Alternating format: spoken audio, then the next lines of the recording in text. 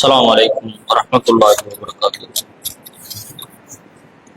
إن الحمد لله نحمده ونستعينه ونستغفره ونعوذ بالله من شرور أنفسنا ومن سيئات أعمالنا.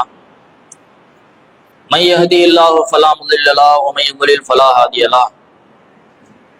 أشهد أن لا إله إلا الله وحده لا شريك له وأشهد أن محمدا عبده ورسوله أما بعد. فقد قال الله تعالى في القرآن العظيم والفرقان المجيد: فأعوذ بالله من الشيطان الرجيم. يا أيها الذين آمنوا اتقوا الله حق تقاته ولا تموتن إلا وأنتم مسلمون. يا أيها الذين آمنوا اتقوا الله وقولوا قولا سديدا يصلح لكم أعمالكم ويغفر لكم ذنوبكم ومن يطع الله ورسوله فقد فاز فوزا عظيما. وقال نبينا صلى الله عليه وسلم: إن أصدق الحديث كتاب الله وأحسن الهدي هدي محمد وشر الأمور محدثاتها وكل محدثة بدعة وكل بدعة ضلالة وكل ضلالة في النار. ربي اشرح لي صدري ويسر لي أمري واحلل عقدة من لساني يفقهوا قولي. ரப்பி சிதனி அல்மா. கண்ணியத்திற்குரிய இல்லாமல்ல அல்லாஹ்வின் நல்லடியார்களே, அல்லாஹுடைய மகத்தான பேரொருளால் புனிதம் நிறைந்த ஜும்மாவுடைய நாளில் அதன் முழு நன்மையும் அடைந்திட வேண்டும் என்ற பேராவலோடு நாம் எல்லாம் இங்கே ஒன்று குழும்பி இருக்கிறோம். இந்த நல்ல வேளையில் அந்த ஏக இறைவனுடைய அன்பும் அருளும் மற்றா பெருங்கரணையும் இவ்வுலகில் வாழக்கூடிய அனைத்து நல்லோர்கள் மீதும் என்றென்றும் நின்ற நிலவட்டமாக இன்றைய ஜும்மா தின உரைக்கான தலைப்பு வட்டி ஒரு பெரும்பாவம் என்ற தலைப்பினை தேர்வு செய்திருக்கிறார்கள். பல்வேறு பாவங்களில் மனிதர்கள் மூழ்கி கொண்டிருந்தாலும் மனிதர்கள் தங்களை அறியாமலேயே பல்வேறு பாவங்களில் இது பாவம் என்று தெரியாமலேயே தங்களை அதிலே ஈடுபடுத்திக் கொள்ளக்கூடிய காட்சிகளை நாம் பார்க்கிறோம். அதிலும் குறிப்பாக இந்த வட்டியை பொறுத்தவரை இஸ்லாமிய சமுதாயத்தில் அல்லாஹ்வும் அல்லாஹ்வுடைய தூதரும் நமக்கு ஏராளமான தடைகளை, கட்டளைகளை, இது குறித்த கண்டனங்களை பதிவு செய்திருந்தாலும் அதிகமான இஸ்லாமிய மக்களே இதிலே சென்று வீழக்கூடிய காட்சிகளை பார்க்கிறோம். இப்படியான சில பாவங்களில் விழக்கூடிய தருணத்தில் முஸ்லிம்களில் இருக்கக்கூடிய சமுதாய தலைவர்கள், உலமா பெருமக்கள் இவர்கள் அனைவரும் இது போன்ற பாவங்களை பார்த்து கொண்டு எந்த மாதிரியான அணுகுமுறையை கையாள வேண்டும் என்பதை அல்லாஹ் ரப்பல் ஆலமீன் திருமறை குர்ஆனில் ஒரு கேள்வியாக கேட்கிறான். அதில் குறிப்பாக இந்த வட்டி என்கின்ற தடை செய்யப்பட்ட இந்த காரியம் இருக்குது பாருங்க, இந்த கடுமையான அருவருக்கத்தக்க இந்த விஷயத்தை ஒரு காலத்தில் சமுதாய ஆலிம்கள், சமுதாயத்தில் இருக்கக்கூடிய தலைவர்கள் எல்லாம் ரொம்ப கடுமையா விமர்சனம் பண்ணி அதை பேசியதை நம்ம பார்க்க முடியும். உதாரணத்திற்கு முன்பு நடந்த அந்த உலமா பெருமக்களுடைய அந்த பேச்சுக்கள், அவர்களுடைய அந்த வட்டி தொடர்பான எதிர்ப்பு பிரச்சாரங்களில் நகைச்சுவைக்காக ஒரு சில காரியங்களை சொல்லுவாங்க. அந்த அளவுக்கு வட்டியிலிருந்து சமுதாயத்தை மீட்டெடுக்கணும், வட்டி என்பது ஒரு அருவருக்கத்தக்க காரியம், அது மிக கொடூரமான ஒரு செயல் என்பதை கண்டிக்கும் விதமாக நகைச்சுவைக்கு ஒரு சில உலமா பெருமக்கள்லாம் முன்னாடி பேசுவாங்க. என்ன பேசுவாங்கன்னு சொன்னா, ஒருத்தர் தனக்கு ஆண் குழந்தை பிறந்துருச்சுன்னா அந்த குழந்தையினுடைய மலத்தை நான் திங்கிறேன், சாப்பிடுறேன் என்று நினைத்து கொண்டு நேர்ச்சி செய்வாராம். அப்படி நேர்ச்சி செய்யும் பொழுது அவருக்கு நினைத்தபடி அல்லாஹ் ஆண் குழந்தைய கொடுத்துருவான். அந்த மலத்தை சாப்பிடக்கூடிய நேரத்தில் அவர் சங்கூஜப்படுறாரு. இப்ப என்ன பண்றது? ஒரு அஜர்த்திட்ட போய் கேட்கிறாராம். அந்த அஜர்த்து சொன்னாராம், உனக்கு இந்த மலத்தை சாப்பிடுறதுக்கு உனக்கு சங்கூஜமா இருந்ததுன்னு சொன்னா வட்டி வாங்கக்கூடிய ஒருவனுடைய வீட்டுல போய் ஒரு ரொட்டி துண்டை வாங்கி சாப்பிட்டுரு, அது போதுமானது. ஏன்னா அந்த வட்டியினால அந்த ரொட்டி கூட மலத்தை திங்கிறதை விட மிக கொடூரமானது, மிக அருவருக்கத்தக்க ஒரு காரியம் என்ற அளவுக்கு விமர்சனம் பண்ணி பேசினாங்க. ஆனால் இன்றைய காலகட்டத்தில் நவீன உலகத்தில் பொருளாதார மோகத்தில் ஆசைகளையும் ஆடம்பரங்களையும் பெருக்கிக் கொள்ள வேண்டும் என்பதற்காக வட்டியில கூட விழுவதற்கு சமுதாய ஆலிம்கள், சமுதாய தலைவர்கள் விழுவதற்கு தயாராக இருக்கிறார்கள் என்பதை நம்ம கண்கூட பார்க்க முடிகிறது. இதே ராமநாதபுரம் மாவட்டத்துல ஒரு சில ஆண்டுகளுக்கு முன்பாக ஒரு செய்தித்தாள்ல படித்த ஒரு நிகழ்வு. ஒரு பள்ளிவாசலுடைய இடம், பள்ளிவாசலுடைய இடத்தை சுத்தி இருக்கக்கூடிய உபரியான இடத்தை ஒரு டாஸ்மாக் கடைக்கு நீங்க கொடுங்க, சும்மா கொடுக்க வேண்டாம், உங்களுக்கு அதுல இருந்து லாபம் கொடுக்கிறோம். அப்ப அந்த பொருளாதாரம் எப்படி வருகிறது, ஏன் வருது என்பதை சிந்திக்காத அந்த சமுதாய தலைவர்கள், அந்த பள்ளிவாசல் முத்தவல்லிகள், வந்தா போதும் பொருளாதாரம் நமக்கு வருது இல்ல, அது எப்படி வந்தா என்ன, குடியினால வந்தா என்ன, கொடுத்த ஒரு குடியை கெடுக்கிறதுனால வந்தா என்ன, இப்படி சிந்திக்காத அளவிற்கு ஒரு சில ஆண்டுகளுக்கு முன்பாக நடந்த ஒரு சம்பவம். அது டாஸ்மாகினுடைய வருமானத்துல வருது, பல குடும்பங்களை நாசப்படுத்தி வருது, அந்த குடும்பங்களுடைய பெண்களுடைய பல வாழ்க்கையை சீரழிச்சு வருது என்பதையெல்லாம் சிந்திக்கிறது இல்லை. அது எப்படி வந்தாலும் சரி பள்ளிவாசலுக்குன்னு ஒரு வருமானம் வருது என்ற ஒரு ஊக்கப்படுத்தக்கூடிய காரியத்தை இன்றைக்கு சமுதாய ஆலயங்கள் செய்து கொண்டிருக்கக்கூடிய காட்சியை பார்க்கிறோம். இதையெல்லாம் பார்க்கும் பொழுது ஒரு மக்களுக்கு என்ன தோணும், ஆலிம் பெருமக்கள், உலமா பெருமக்கள், சமுதாய தலைவர்கள் எல்லாம் ஒரு பள்ளிவாசலுக்கான வருமானத்தை டாஸ்மாக்ல இருந்து கூட தேடிக்கிறாங்க. நம்ம வட்டி வாங்கினா என்ன, இது என்ன வட்டியை விட, குடியை விட, அந்த மதுவை விட ரொம்ப கொடூரமான செயலா என்று சிந்தித்து மக்கள் இலகுவாக இந்த பாவத்தை போய் செய்யக்கூடிய காட்சிகளை பார்க்கிறோம். அதை அல்லாஹுடைய திருமறை குர்ஆன் கடுமையான ஒரு எச்சரிக்கையோடு ஒரு கேள்வியாக கேட்கிறது. அல்லாஹ் கேட்கிறான்.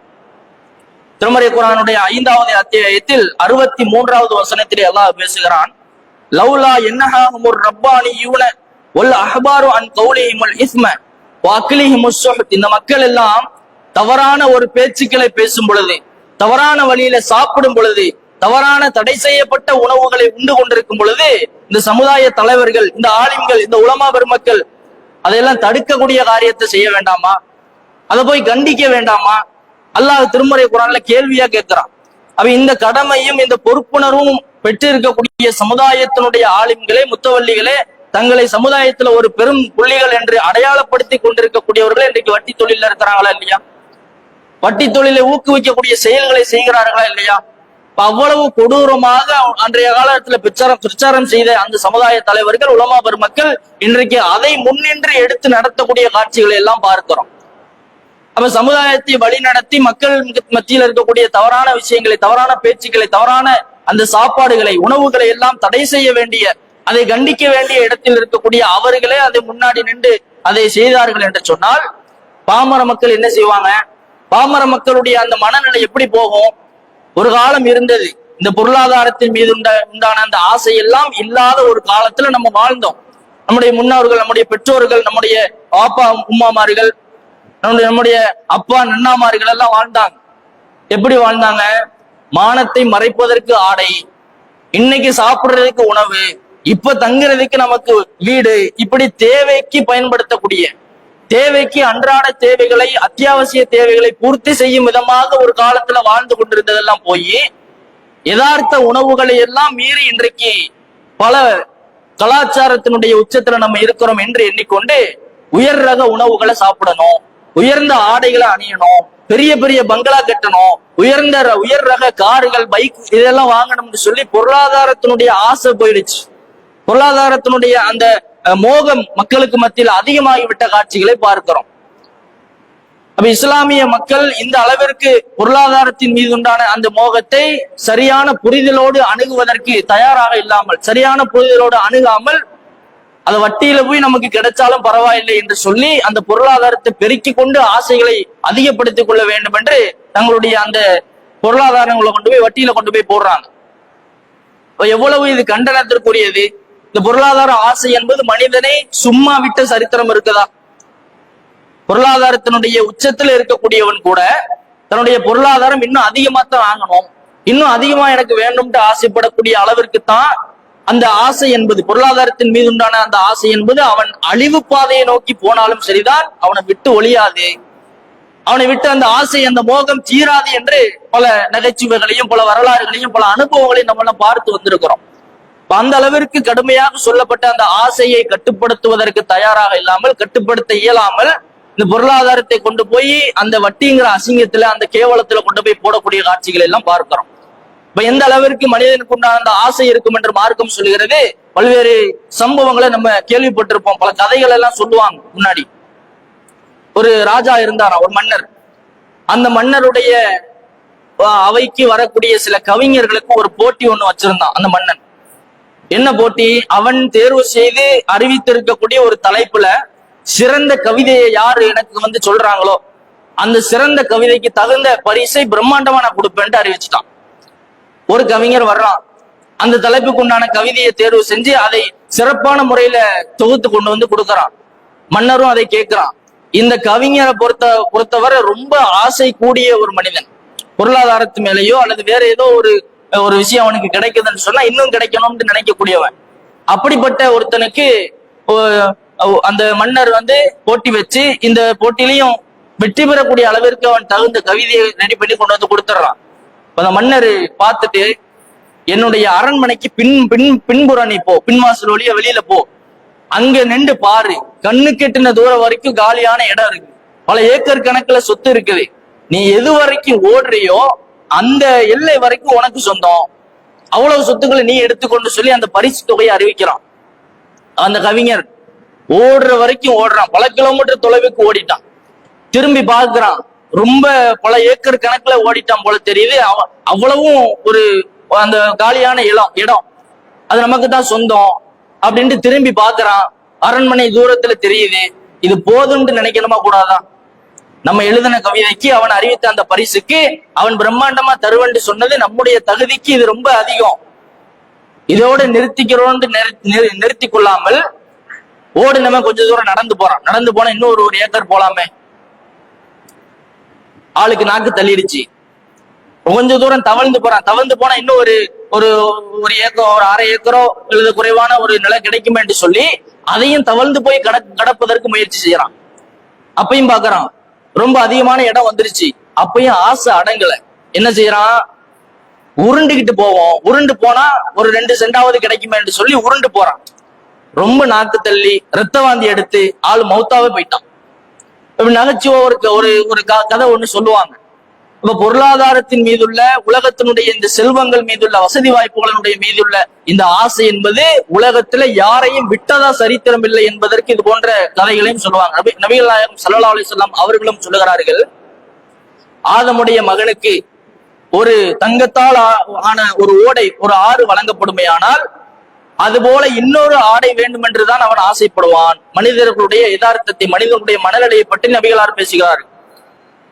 அப்ப அந்த அளவிற்கு ஆசையும் மோகமும் உலகத்துல நம்மை சும்மா விடாது, பல கெட்ட வழிகளுக்கு அது நம்மை கொண்டு சென்று விடும் என்பதை உணராமல் இன்றைக்கு மக்கள் இந்த வட்டி போன்ற விஷயத்துல போய் விழுகிறதுக்கு இதுதான் பெரிய காரணம்.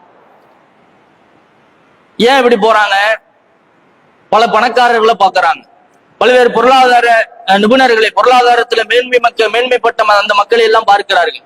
அவன் கார் வச்சிருக்கிறான், அவன் பங்களா வச்சிருக்கிறான், அவன் வசதியில உயர்ந்தவனா இருக்கிறான், நமக்கு அட்லீஸ்ட் ஒரு சிறிய அளவுலயாவது இருக்க வேண்டாமா என்று அவனுடைய இருப்புக்கு மீறி, அவன்கிட்ட இருக்கக்கூடிய அந்த செல்வத்தை மீறி இன்னும் எனக்கு வேணும் என்கின்ற அந்த ஆசையை கொஞ்சம் அதிகப்படுத்துறான். ஆசை யார சும்மா விட்டுச்சு?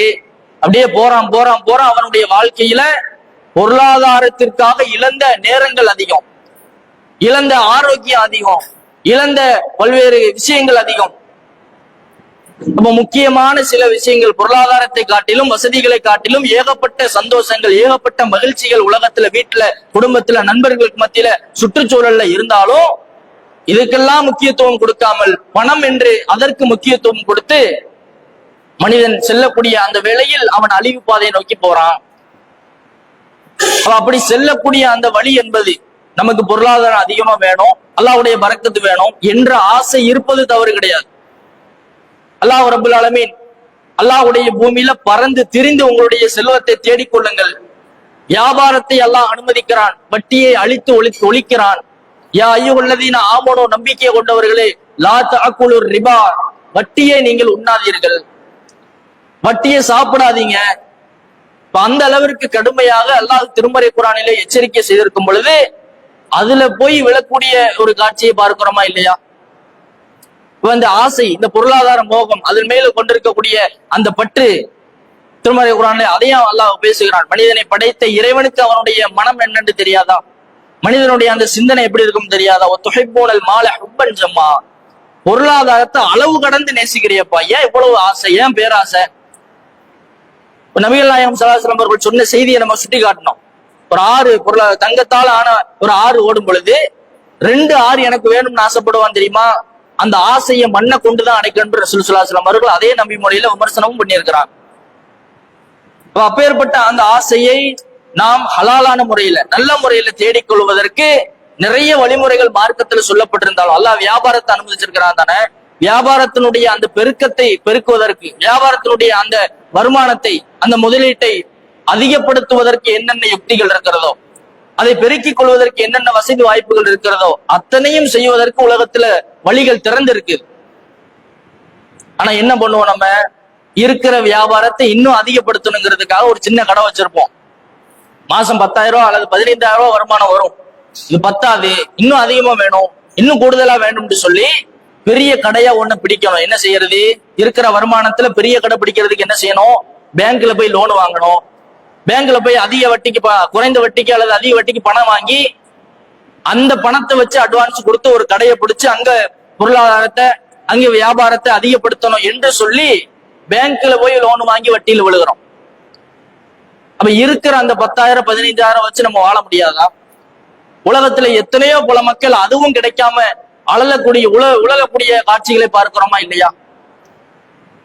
பல்வேறு மக்கள் அந்த வருமானத்தை தேடி ஓடக்கூடிய வேளையில் ஒரு நாளைக்கு 50 ரூபா 100 ரூபாய் சம்பளத்துக்கு அலையக்கூடிய, ரொம்ப குறைவான சம்பளத்தை மாதம் பெறக்கூடிய மக்கள் நம்ம கண்களுக்கு முன்னால எத்தனை பேர் இருக்கிறாங்க? அப்ப அப்பேற்பட்ட இந்த பொருளாதாரத்தை தேடி ஒரு தவறான முறையில போய் தான் நம்ம அதை பெருக்கிக் கொள்ளணுமா? தவறான முறையில போய் தான் அதை நம்முடைய வாழ்க்கையில வளர்த்து கொள்ள வேண்டுமா? ஹலாலான வியாபாரத்தை நீங்க எப்படினாலும் தேடிக்கோங்க என்று அல்லாஹ் ரப்பல் ஆலமீன் சொல்லிட்டான். ஆனால் தவறான முறையில போய் தான் அதை நான் சம்பாதிப்பேன், அதை நான் பெற்றுக்கொள்வேன் என்று சொல்லி அந்த அளவிற்கு வட்டியில போய் விழக்கூடிய காட்சிகளை பார்க்கிறோம். அல்லாஹ்வுடைய தூதர் ஸல்லல்லாஹு அலைஹி வஸல்லம் அவர்கள், நீ இருக்கக்கூடிய இந்த சூழ்நிலை என்பது, நம்ம வாழக்கூடிய இந்த நமக்கு அளிக்கப்பட்டிருக்கக்கூடிய இந்த வசதி வாய்ப்புகள் என்பது அது போதும் என்று நினைக்கிறோம் பாருங்க, அதுதான் அந்த போதும் என்று நினைக்கக்கூடிய அந்த மனநிலை தான் உனக்கு இருக்கக்கூடிய மிகப்பெரிய சொத்து என்று நபிகளார் சொன்னார்கள். லைசல் கினா அன் கஸ்ரத்தில் ஆரம், செல்வம் பொருளாதாரம் அதிகமான அளவில் வைத்திருக்கக்கூடியவன் பணக்காரன் கிடையாது, அவன் செல்வந்தன் இல்லை. உலாக்கின்னல் கினா கினன் நஃப்ஸ், யார் போதுங்கிற அந்த மனதை வைத்துக் கொண்டிருக்கிறார்களோ, போதுங்கிற அந்த மனநிலையில வாழ்ந்து கொண்டிருக்கிறார்களோ அவர்கள் தான் மிக உயர்ந்த பணக்காரர்கள், மிகப்பெரிய பணக்காரர்கள் என்று ரசூல் ஸல்லல்லாஹு அலைஹி வஸல்லம் அவர்கள் சொன்னார்கள். ஆனா இந்த பணக்காரங்கிற பேரை வாங்குறதுக்கே இன்னைக்கு என்ன செய்யறோம்? அதிகமா பொருளாதாரம் வேணும், அதிகமா வருமானம் வேணும் என்று சொல்லி இந்த பணக்காரங்கிற பேரை வாங்குவதற்காகவே, செல்வந்தன் என்று தன்னை அடையாளப்படுத்திக் கொள்வதற்காகவே அதற்கும் வட்டியில போய் விழத்தான் செய்யறோம். இப்ப கண்ணுக்கு தெரிந்து நாம் விழக்கூடிய பொருளாதாரத்தின் பெயர், அது வியாபாரத்தின் பெயரால நம்மளுடைய வருமானத்தை பெருக்கிக் கொள்வதற்கு, நம்முடைய இந்த வாழ்க்கை வசதிகளை அதிகப்படுத்திக் கொள்வதற்கு வட்டியை வாங்கி அதிகமான வியாபாரத்தை அதில் அடையக்கூடிய அந்த வருமானத்தை நம்ம தேட வேண்டும் என்று ஆசைப்படக்கூடிய நாம், அல்லாஹ் ரப்புல் ஆலமீன் இந்த வட்டியை உண்பதிலிருந்து நம்மை தடுத்திருக்கிறான் என்கின்ற அந்த உணர்வு இல்லாமல், நம்மை அதிலிருந்து விலகச் சொல்கிறான் என்கின்ற அந்த ஒரு உணர்வு இல்லாமல் மிகப்பெரிய பாவத்துல போய் விழக்கூடிய காட்சிகளை பார்க்கிறோம். இந்த வட்டியை பற்றி இது அசிங்கம், கேவலம், அருவருக்கத்தக்க செயல் என்று சொல்வது நம்ம சும்மா வாய் வார்த்தைக்கு சொல்லக்கூடிய வார்த்தை கிடையாது. அல்லாஹ்வுடைய தூதர் ஸல்லல்லாஹு அலைஹி வஸல்லம் அவர்கள் இஜ்தனிபு சபஅல் மூபிகாத், 7 பெரும் பாவங்கள், அழித்து ஒழிக்கப்பட வேண்டிய 7 பெரும் பாவங்களிலிருந்து இருந்து நீங்கள் விலகிக் கொள்ளுங்கள், தவிர்த்து கொள்ளுங்கள் என்று சொன்னார்கள். அதுல ஒன்றை நபிகள் நாயகம் ஸல்லல்லாஹு அலைஹி வஸல்லம் அவர்கள் ரிபா, வட்டி என்று சொன்னார்கள். வட்டி வாங்குவது என்று சொன்னார்கள். இந்த வட்டி எந்த ரூபத்துல நம்ம அதை வாங்கினாலும், அதற்கு துணை நின்றாலும், அதற்கு கணக்கு எழுதினாலும், அந்த வட்டி சார்ந்த விஷயங்களில் நம்முடைய அந்த ஈடுபாடை எந்த வழியில காட்டினாலும் சரிதான், பாவத்துல எல்லாரும் சமம் என்று ரசூல் ஸல்லல்லாஹு அலைஹி வஸல்லம் அவர்கள் சொன்னார்கள். நான் வட்டியை வாங்கலையே, கணக்கு தானே எழுதினேன், வட்டி வாங்கக்கூடிய கடையில வேலைக்கு தானே நின்றேன், வட்டி வாங்கக்கூடிய அந்த முதலாளிக்கு கீழே வேலை தானே பார்த்தேன் என்று எந்த காரணத்தை சொன்னாலும், அந்த முதலாளி வட்டியின் மூலமாக சாப்பிட்டாலும், அந்த முதலாளி வட்டியின் மூலமாக பொருளீட்டினாலும், அந்த பாவத்தில் எந்த கணக்கு எழுதப்படுமோ அதே ஈக்குவல்ல கணக்கு எழுதுறவருக்கும், அந்த கடையில வியாபாரத்துக்கு உதவி செய்யக்கூடியவருக்கும், அந்த வட்டி தொழிலை பெருக்குவதற்கு துணை நிற்பவருக்கும் பாவங்களில் சம அளவு என்று நபிகள் நாயகம் ஸல்லல்லாஹு அலைஹி வஸல்லம் அவர்கள் சொல்லி இருக்கிறார்கள். அந்த அளவிற்கு அல்லாஹ்வுடைய தூதரும் இந்த வட்டி குறித்த கடுமையான எச்சரிக்கைகளை, கடுமையான விமர்சனங்களை, கண்டனங்களை சமுதாயத்திலே தெரிவித்திருக்கும் பொழுது இதுல அதிக ஈடுபாடு காட்டி விடாமல், அதிகம் நம்முடைய இந்த பொருளாதாரத்தினுடைய பேர ஆசையை, பேர ஆவலை நம்முடைய இந்த உலகத்தையும் அருமையும் நாசமாக்கக்கூடிய இந்த வட்டியிலிருந்து தவிர்த்து கொள்ள வேண்டும் என்று சொல்லி மார்க்கம் அதிகமான வலியுறுத்தல்களை நமக்கு செய்கிறது. அது தொடர்பான கூடுதலான தகவல்கள் இன்ஷா அல்லாஹ் இரண்டாவது உரையில் பார்ப்போம். கண்ணியத்திற்குரிய இல்லாமல்ல அல்லாஹ்வின் நல்லடியார்களே, முதல் உரையில் இந்த வட்டி தொடர்பான ஒரு சில தகவல்களை நாம் பார்த்தோம். அதை சமுதாயத்தில் கண்கூடாக பார்க்கக்கூடிய பல மார்க்கம் சார்ந்த சமுதாய தலைவர்கள், உலமா பெருமக்கள் அதையெல்லாம் தடுக்கின்ற வேலைகளை செய்ய வேண்டும். ஏன் அதை இப்படி பார்த்துட்டு வேடிக்கை பார்க்கறாங்க என்ற கோணத்திலே அல்லாஹ் ரப்பல் ஆலமீன் திருமறை குர்ஆன்ல ஒரு கேள்வியாக கேட்கிறான். அதை தடுக்க வேண்டிய இடத்தில் இருக்கக்கூடிய நாம் நம்முடைய இந்த மார்க்க விஷயங்களில் பல்வேறு வகைகளில் இந்த வட்டியில போய் விழக்கூடிய இந்த மக்களை எல்லாம் பார்க்கும் பொழுது பல்வேறு தேவைகள் அவர்களுக்கு இருக்கத்தான் செய்யும். பேராசையில போய் விழுவாங்க, அவர்களுக்கு இருக்கக்கூடிய கடன் சுமையில போய் விழுவாங்க, தவிர்க்கவே முடியாத சில நேரங்கள்ல போய் வட்டியில விழுவாங்க. இது போன்ற சில காரியங்களுக்கு அல்லாஹ்வுடைய தூதர் ஸல்லல்லாஹு அலைஹி வஸல்லம் அவர்கள் அன்றைய காலகட்டத்தில் ஒரு அற்புதமான ஒரு வழியை தேர்வு செய்து மக்களுக்கு அதை நடைமுறைப்படுத்தியும் காட்டினார்கள். பைத்துல் மால் என்று சொல்லப்படக்கூடிய ஒரு வழிமுறை நம்முடைய ஜமாத்துல முன்னாடி இருந்தது. இன்றைக்கு நம்முடைய இஸ்லாமிய மக்கள் பொருளாதாரத்துல ஓரளவு தன்னிறைவோடு இருக்கக்கூடிய இந்த மக்கள் வறிய நிலையில இருக்கக்கூடிய அந்த மக்களுக்கு தேடி போய் அவர்களுடைய தேவைகளை பூர்த்தி செய்யக்கூடிய காரியங்களை நம்ம செஞ்சோம்னு சொன்னா ஓரளவு இந்த வட்டியிலிருந்து சமுதாயம் மீண்டு எழுவதற்குண்டான அது ஒரு வாய்ப்பாக இருக்கும். ஆனா சமுதாயத்தில் இருக்கக்கூடிய பல இஸ்லாமிய செல்வந்தர்களுடைய அந்த மனநிலை முன்பு இருந்தது போல காலம் செல்ல செல்ல விலைவாசி ஏற ஏற உலக சூழல் எப்படி மாறினாலும் நம்முடைய மார்க்கத்தினுடைய நன்மைகள் மாறாது இல்லையா? அதை உணர்ந்து இந்த செல்வந்தர்கள் எல்லாம் இது போன்ற வறியவர்களை தேடி சென்று நம்முடைய இந்த அந்த வட்டியை வாங்கக்கூடிய பல பாவங்களில் விழக்கூடிய அந்த மக்களுக்கு தேடி சென்று உதவி செய்யக்கூடிய நாளான பொருளாதாரத்தை நம்ம கொடுப்போம் என்று சொல்லக்கூடிய அளவிற்கு தாராளமாக வழங்கக்கூடியவர்களாக இருந்தோமே ஆனால் பெருமளவு சமுதாயத்தில் இந்த வட்டி என்கின்ற இந்த பாவத்தை நம்ம துடைத்து எறிய முடியும். பல ஆண்டு காலமாக நம்முடைய ஜமாத்தின் சார்பாக பல்வேறு பிரச்சாரங்களை இதுக்கு எதிராக நம்ம செஞ்சுக்கிட்டு தான் இருக்கிறோம். ஆனால் சமுதாயத்தில் முக்கிய இடத்தில் இருக்கக்கூடியவர்கள் இது யாரு செய்யணும், யார் இதை முன்னின்று இந்த வட்டி போன்ற இந்த பாவங்களிலிருந்து மக்களை மீட்டெடுக்கணும், அவங்க பார்த்துட்டு வேடிக்கை பார்த்துக்கிட்டு இருக்கிறாங்க. அவர்களே முன்னின்று சில வட்டி சார்ந்த தொழில்களை செய்து கொண்டிருக்கக்கூடிய காட்சிகளை எல்லாம் பார்க்கிறோம். அப்ப இதெல்லாம் எதற்கு வழிவகுக்கும்? பாமர மக்கள், அடித்தட்டு மக்கள், வறிய மக்களுடைய மார்க்க பற்றில கைய வச்சிரும்.